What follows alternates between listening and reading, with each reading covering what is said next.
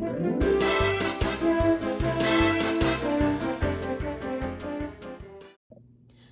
so I wanted to take a moment today and go through some of our homeschool record keeping. First, I keep it in a binder. Now, I will eventually do a spine for this, and I do have a cover page. I just haven't printed it out yet. But I put this together not that long ago, so I thought it was about at the point where I might want to share it. First off, I have kind of a little table of contents, general page for what's going on. Now, I haven't added everything up yet. I will eventually put the number of days, the number of hours, the number of elective hours, the number of hours not at home, the number of books read, as many as I've actually recorded, the number of math levels completed, the number of science levels complete, science units completed, and the number of language arts levels completed, and the number of history levels completed, or history curriculums completed. What we're doing is we're breaking up our year into 180 days, and we're just saying, okay, every 180 days, that was a year. We are year-round homeschoolers, so we do a lot. In here, I wrote some of the goals and things that we accomplished this year, just kind of going backwards, and kind of broke it out per subject. And it's a nice way to go through and figure out, okay, this is what we got to, and this is what we achieved, and it was pretty cool. We also were actually pretty good at keeping a log this year of all the specifically Who Was books that we read. Now, we read a lot more books than just our Who Was books, but in the first 180 days of school, so this was, July 1st to January 1st, we read 86 Who Was books. So that was a nice, easy thing to keep track of. We read a lot of additional books, but as far as record keeping, I'm just keeping a log of this. Then I have pages that'll end up going in here, but I'm not sure what they'll be yet, just other reference things. Then I get into my work samples and curriculum explanations. So I have basically the scope and sequence of different curriculums we used. So these are the Calvert Homeschool scope and sequences for each subject. And then I have her tests. You can see we are super good at putting in names and dates and scoring things. No, we're not. We don't care.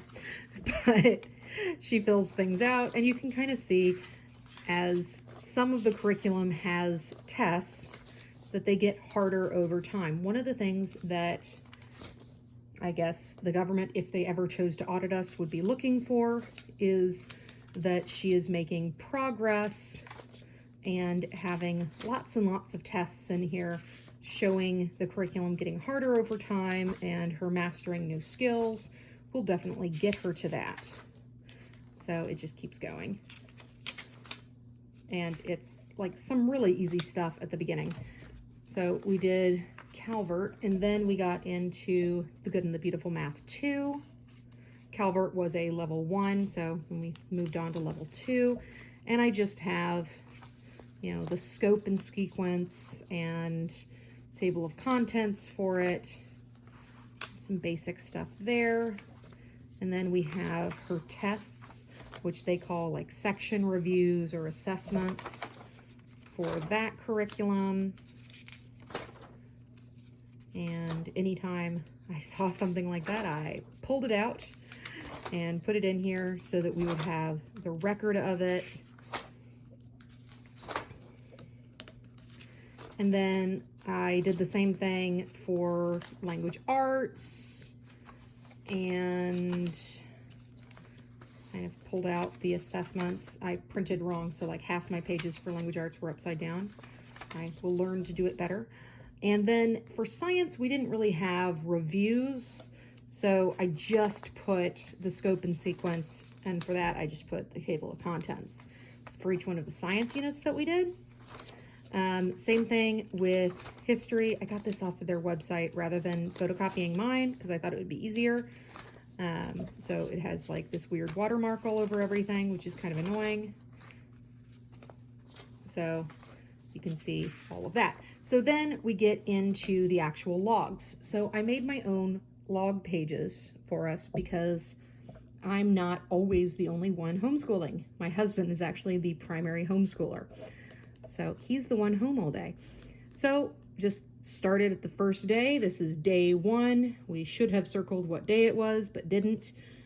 And then you can just break down your hours by, okay, we did 15 minutes on this, we did half an hour on this, we did an hour or 2 hours on this. You break it down and fill in these little boxes, and then it makes the math really easy to add it up at the end. And then we, would start putting in, I need to go back and fill in the total for the years. I just haven't done it yet. And then you just circle what you did and write down extra books that you read. So this is where we get into, yes, we read lots of additional books other than just those Who Was books, because none of these are Who Was books. They're just extra books. And it just kind of goes on and on and on. And yes, we do a ridiculous amount of hours in a day. Do not be us. We are nuts. But you can see other days we do like 2 hours, which seems to be fairly normal for homeschoolers to do like 2 to 4 hours of homeschool. So yeah, that's kind of what we did. And then I got these tabs that break it up by month, which makes it really nice and easy to just go through month by month and know exactly where we're at. So this is how we're doing record keeping. Thanks. Bye.